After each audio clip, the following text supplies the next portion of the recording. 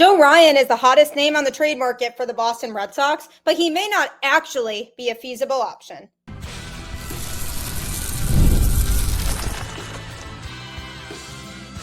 You are Locked On Red Sox, your daily Boston Red Sox podcast. Part of the Locked On Podcast Network, your team every day. Hello and welcome to Locked On Red Sox, your daily Boston Red Sox podcast, part of the Locked On Podcast Network, your team every day. I'm your host, Gabby Maljanian, former ESPN social media associate and current host of the Boston Balling podcast as well. And I'm here to bring you the latest in all things Boston Red Sox, Monday through Friday, straight to your favorite podcast feed. And the best part, it is completely free. So make sure that you always continue to tune in every single day. Today's episode is brought to you by FanDuel.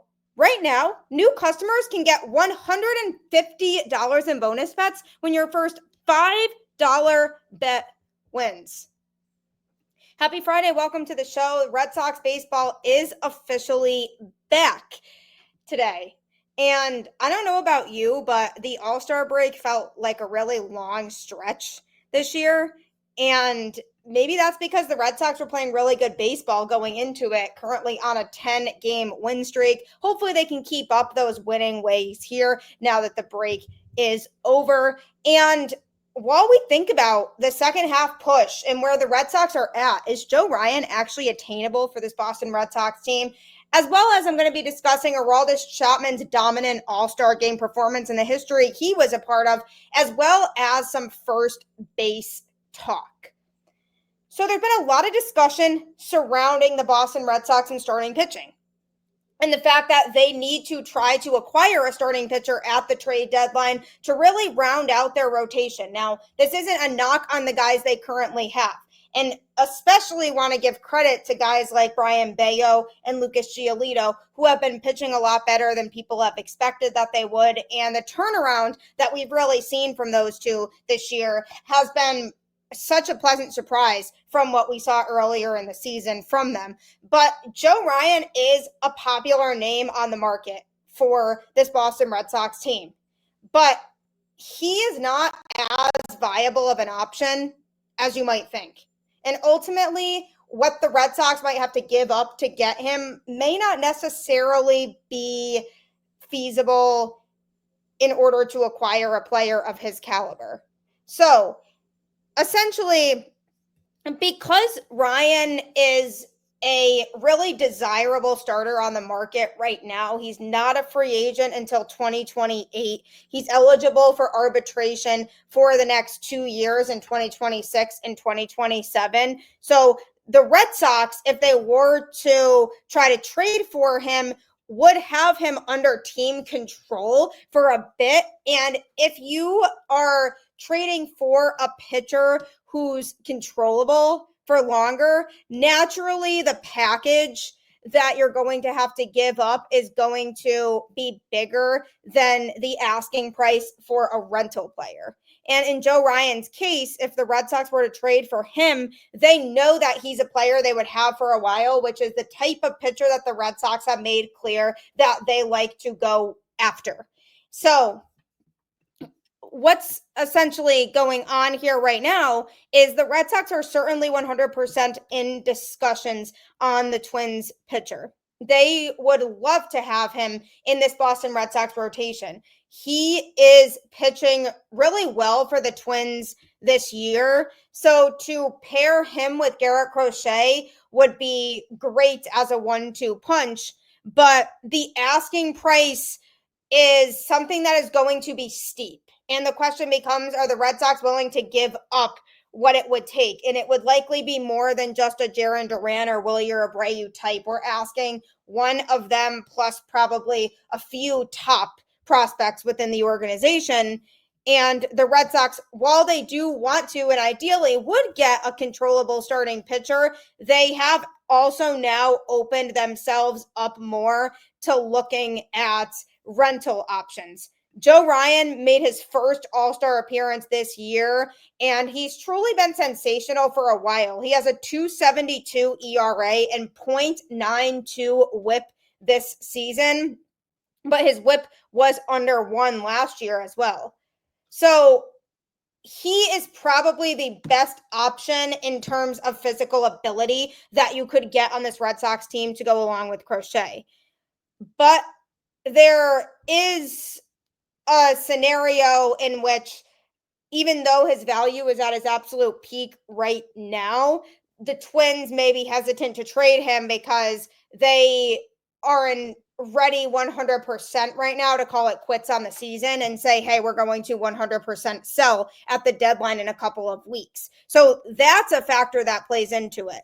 And second of all, because they know that he's not a free agent until 2028, they can use that to their advantage. And for a Red Sox team that's so adamant on maintaining its top prospects and making sure that their future is good to go, they want to be able to make sure they are hanging on to their best of the best prospects. So because of that, they might be deterred from actually realistically landing Joe Ryan. Do they have the pieces to make a trade? 100%, absolutely. It's not like they wouldn't have the capability and roster depth to be able to pull it off. It's just more a matter of they might not be prepared to want to give up the types of assets that a guy like Joe Ryan would require. So as alternatives, there could be a possibility that the Red Sox go try to push for high floor rental guys who won't be as steep of a package that they'd have to give the other team in return. So with Garrett Crochet, Brian Bayo, Lucas Giolito, most likely, Hunter Dobbins, Richard Fitz, Tanner Houck, and Kyle Harrison, all pitchers who are under control past this year, the Red Sox don't necessarily have to rush into another long-term rotation add. Obviously, again, it would be ideal to get Ryan because then he could help them with a potential World Series push this year, but could also help them in the next few years. But the rental starting pitching market could be a different story. Examples include Arizona's Zac Gallen and Merrill Kelly, Kansas City's Seth Lugo, Baltimore's Charlie Morton, and Pittsburgh's Andrew Heaney as guys who aren't necessarily as good as Joe Ryan, but because the Red Sox already have their ace in Garrett Crochet, they could find somebody like that who could help boost the rotation undoubtedly, but they wouldn't have to necessarily pay as steep of a price knowing that those guys are rentals. So there's a lot of variance in some of these. For example, Lugo has a 2.67 ERA while Gallen has a 5.40, and none of them are nearly as exciting as Joe Ryan is, but they don't want to sell their entire farm system, and that's where some of these other options do come in. So it's going to be interesting to see how they proceed with this. Is Joe Ryan a feasible option for the Red Sox? Most likely not. At this point, the Red Sox still want to make sure their future is intact while also trying to help the team this season. So realistically, the potential of Joe Ryan being in a Boston Red Sox uniform is slim because of the assets that they would have to give up. If they can get a rental piece that can help their rotation, maybe give up a couple prospects, but not necessarily prospects who are top 5 in the system, then they could pencil that in as a win, and they could probably still throw one of their outfielders in there because of the fact that they do have a deep outfield right now. So that's on Craig Breslow and company to figure out, but quite frankly, I think it's more of a pipe dream to see Joe Ryan in a Red Sox uniform than it is the realistic possibility that he actually will be here, because the Red Sox don't want to have to give up and deplete their entire farm system for a guy like that. But hey, you never know. Maybe Craig Breslow will work his magic and somehow pull off a trade similar to how he acquired Garrett Crochet in the offseason, and then we can all be super excited about it. But either way, I know that they'll do something to hopefully add to the rotation. It just might not be the most glamorous name on the market because the Red Sox, again, are a team that has tried to so hard to set themselves up for the future and focus on building a juggernaut, essentially, of a roster that can be similar to the Houston Astros that found sustained success year after year after year. And now that this team is really formulating a young core to help them do that, they're not necessarily in a place to give up all these crazy pieces. So we'll have to see what happens with the pitching situation there. But Aroldis Chapman made history for the Boston Red Sox at the All-Star game, further proving that he should just not be traded. Summer sports are in full swing. Whether you like baseball under the lights, golf on the green, or high-stakes soccer action, FanDuel is the best way to make every game even more exciting. My husband bets on WNBA and Major League Baseball in the summer. He makes it part of his daily routine to look at what games are that day and decides what he's going to bet on. And I'll tell you, he's won lots of money doing it, and that can be you as well. New to FanDuel, new customers can bet just $5 and get $150 in bonus bets if your first bet wins. Open the FanDuel app today or visit FanDuel.com to get started. Hey, if you're looking to win lots of money, I promise you, FanDuel is here for you. And you can win money while also watching your favorite sports.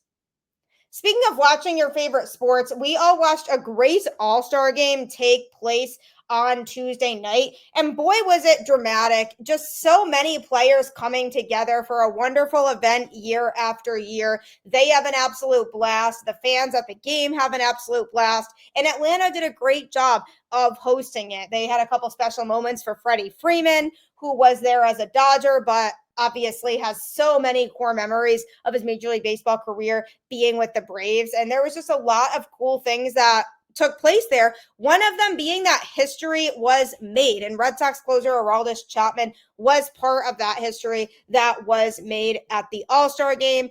So the Red Sox did have Garrett Crochet and Alex Bregman, who technically were voted into the All-Star game as well. Alex Bregman chose not to play because he didn't want to risk getting hurt again because he just came back from injury.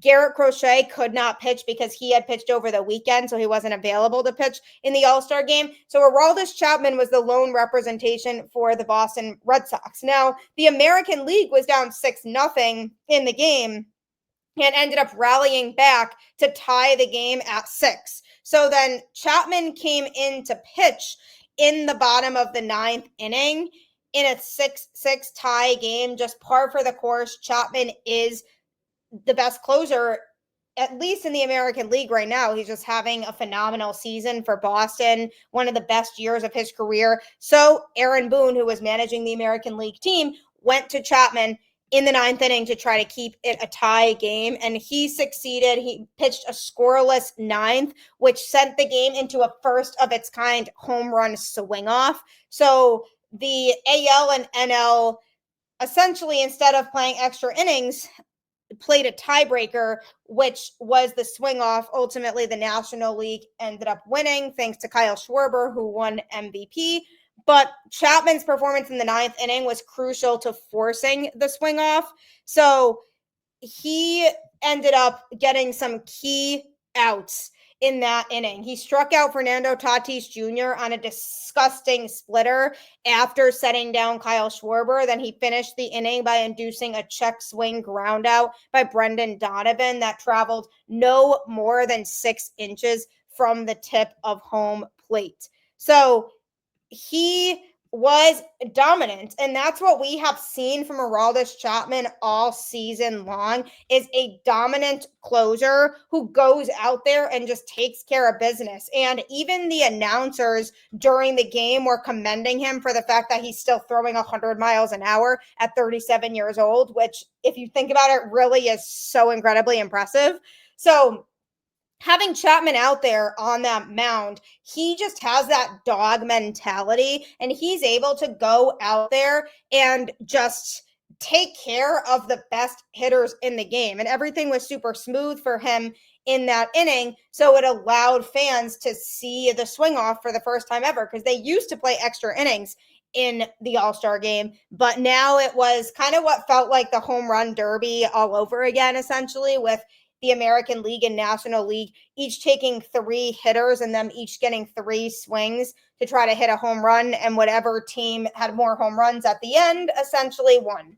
And Kyle Schwarber put his team on his back, hit a home run on all 3 of his swings, so he helped the National League to win it. But it was just a really fun time, and it goes to show that if you are in the All-Star game, you truly are among the best of the best in the sport. And Aroldis Chapman is not new to the All-Star game. This was actually his 8th All-Star nod, tying him for 3rd all-time among relief pitchers with former Red Sox pitcher Craig Kimbrell. It was also his 6th time actually pitching in the game itself, and now he's worked 5 scoreless innings in total with 9 strikeouts. So he's not bothered by the big spotlight, and that is exactly why it's really good to have Chapman on this Red Sox team, because he understands pressure and he's not fazed by it. And when you have a group of young players on this Red Sox team, you want them to be surrounded by guys who have the experience. So while you have Chapman who's going out there and absolutely shoving, you also have your ace at the start of the pitching staff in Garrett Crochet. So everybody else in between them needs to step up and perform. And that's why even when I was talking about in the first segment with Joe Ryan, while on paper it would be great to have him in Boston with Garrett Crochet, is it really worth giving up all of those assets that would likely have to be given up for him? And that's why ultimately it's likely not going to happen that they do trade for him unless Craig Breslow can work some voodoo magic and not have to give up his top tier prospects in the system. So it'd be more likely a secondary pitcher, which honestly is totally okay with the way that Bayo and Giolito have been pitching. That's totally okay if the starter isn't exactly at the same level as Joe Ryan is from an effectiveness standpoint. So you can put somebody else in there and then your rotation is pretty much good to go. But then when you look at the bullpen and where it's at right now, if you have Chapman pulling up the rear in that bullpen, you are going to like your chances when you're in those close games, because for the last few seasons, the Red Sox and their closing situation was a bit of a gray area. Then they brought in Kenley Jansen, who was very up and down, and it was so stressful watching him pitch. He was not nearly as effective with the Red Sox as Aroldis Chapman has been this year.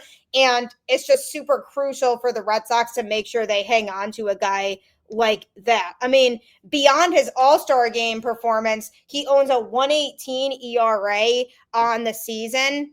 So it doesn't make any logical sense to trade him. And Craig Breslow has said multiple times that the Red Sox are looking to improve at the trade deadline.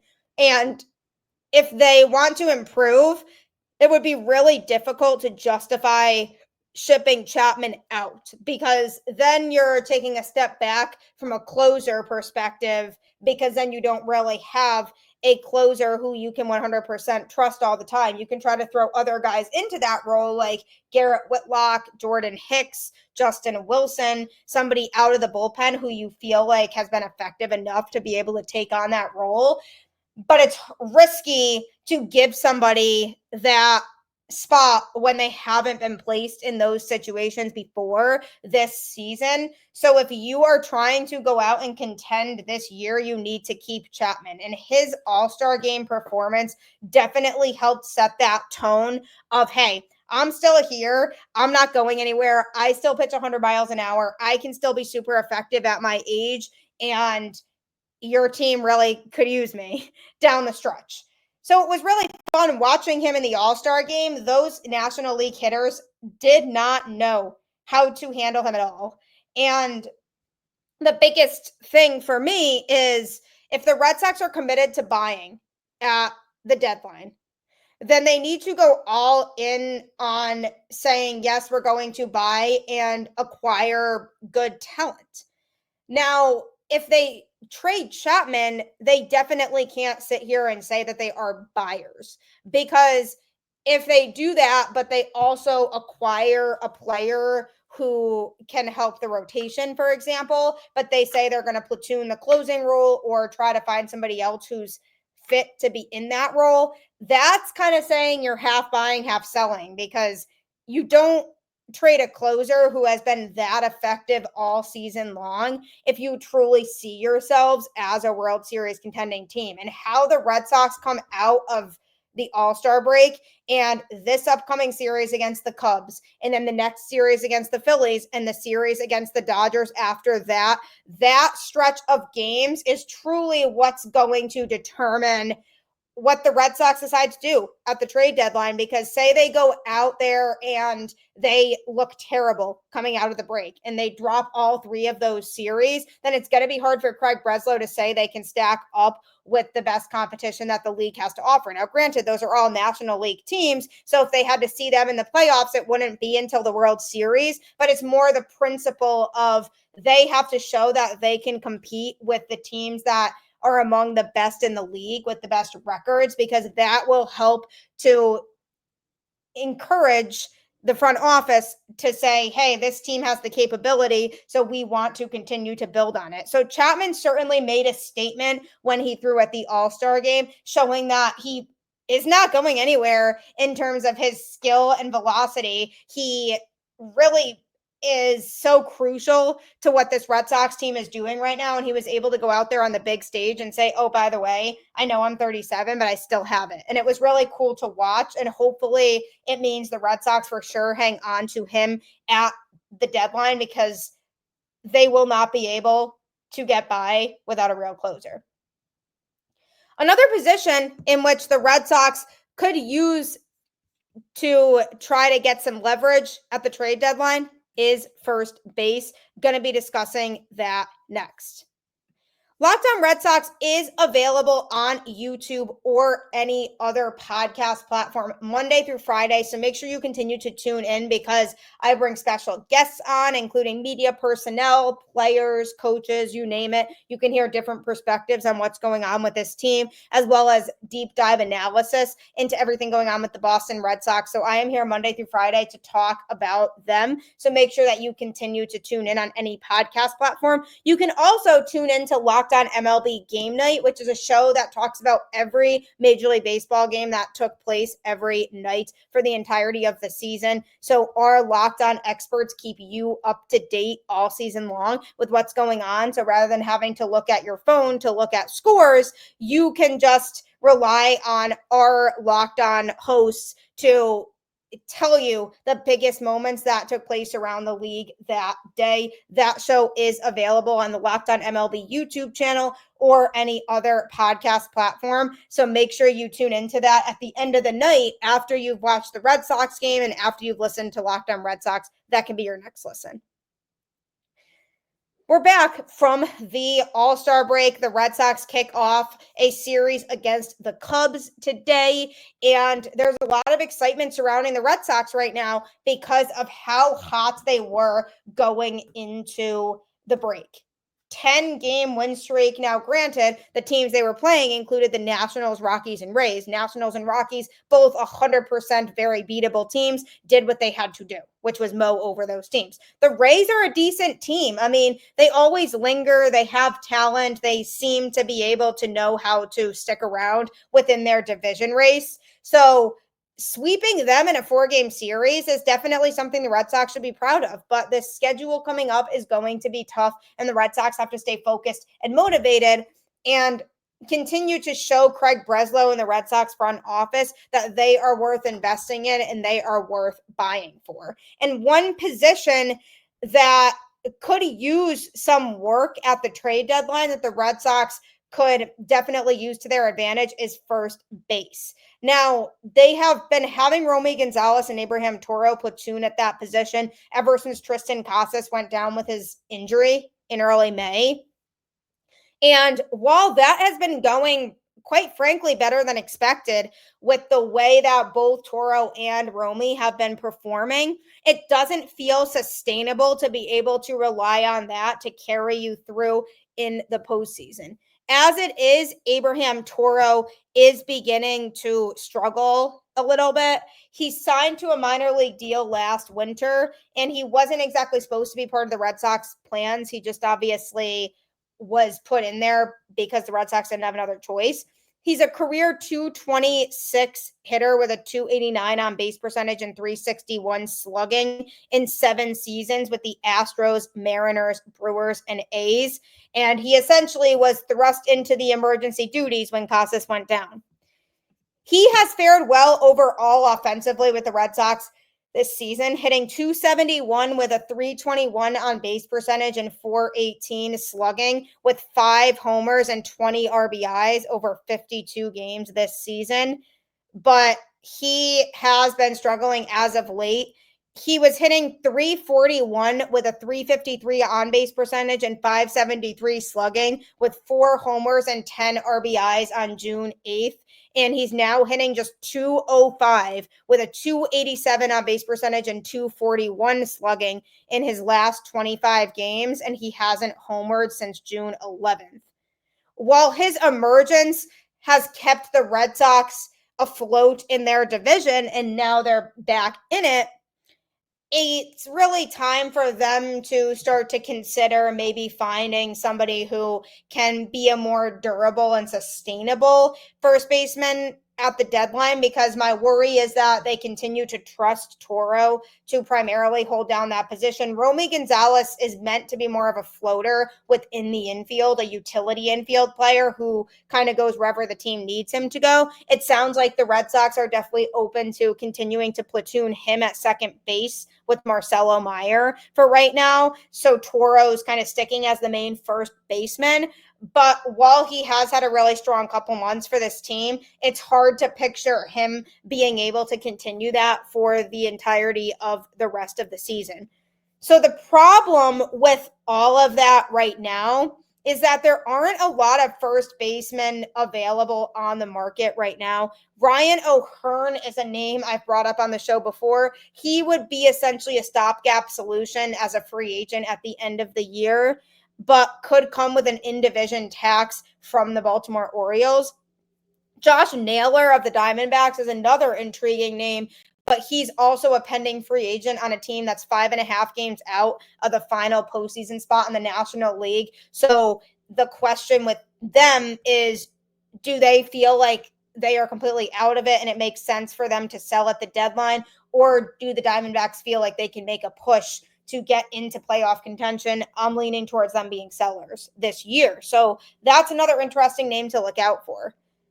No matter how creative the Red Sox do end up getting with this first base situation, it's going to continue to be something that's in the back of people's minds, because they could ride Toro to the finish line, but because of the fact that he's degressed a little bit over the last month, I do worry that opposing pitchers have been able to adjust to him and they've been able to adapt in terms of the types of pitches that they throw when he's at the plate. So in that case, is it concerning to the point where the Red Sox need to urgently evaluate the situation now? Or do they say, okay, we're going to continue to keep him at first base and hope that he's our guy and he rides us through to the postseason? That's a question the Red Sox need to ask, because with first base, they can afford to go with a rental, especially because obviously, even though Tristan Casas' situation with the injury is a bit unknown right now in terms of the timeline for when he's coming back, and there's no guarantee that he'll be ready for sure to start the season, they could go with another temporary solution at first base to start the year next year until Casas does come back, if he's not ready to begin the season at first. So what essentially they could do is they could look into one of those rental options who could just be a push for them for the end of this season into the playoffs to help boost their chances. And then once they get to next year and spring training time is approaching, then they reevaluate the situation in terms of where they are at. But it hasn't really panned out a lot of times, and it's not very often that you see teams win a World Series with platoon players at first base and guys who they really didn't see being a primary piece of the puzzle. And Romy, they definitely saw as more of the puzzle than they did with Toro. Toro, they kind of saw it as a pure AAA guy. So those types of players could do really well for a couple months and then they could slip back down. Or I could be wrong and he could end up sustaining this for the rest of the season and it could work out really well for the Red Sox, but it's a gamble to take. And if they are looking to really fill their roster and make it feel complete, going into the postseason, it's hard to feel like they should be taking that type of risk.